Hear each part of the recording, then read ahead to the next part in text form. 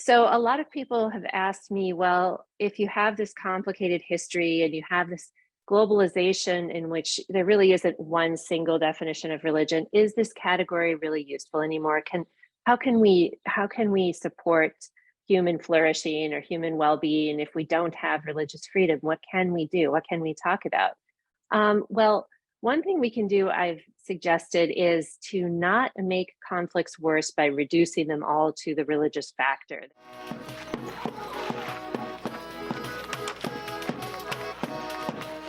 Instead, what if we were to focus on other constructs, to put our eggs in other baskets, to focus on economic justice,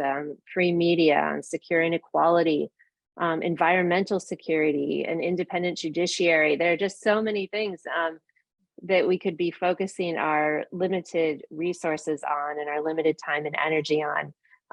that sort of stand apart from this very particular understanding and definition and promotion of something called religious freedom with all of its limitations. I also think it's important as we think about other possibilities for connecting diplomatically and politically around the world,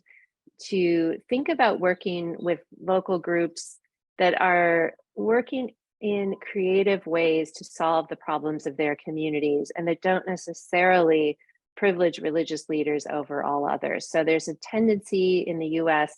to say, well, we need to talk to the religious leaders. But I think we also need to caution ourselves and be careful to ensure that groups that may not see themselves as prominent, maybe they're dissenting communities, maybe they're politically unpopular, maybe they're grassroots communities that haven't been able to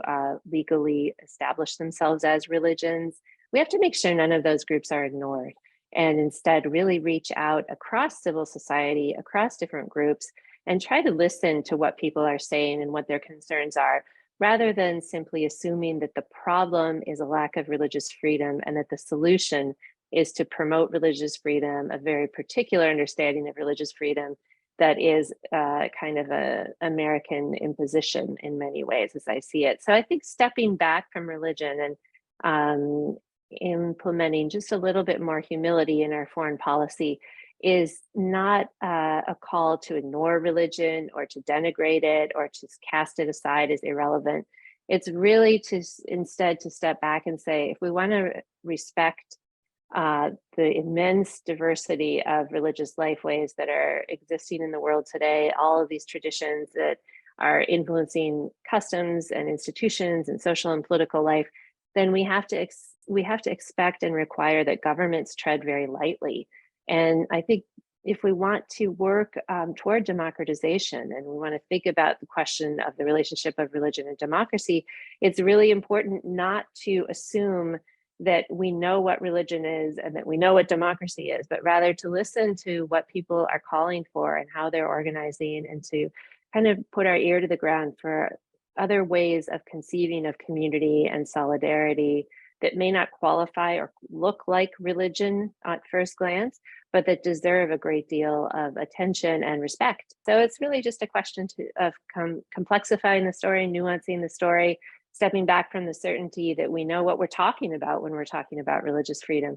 So after working on this topic for so many years, I'm pretty sure we need to think twice before we assume that we have all the answers.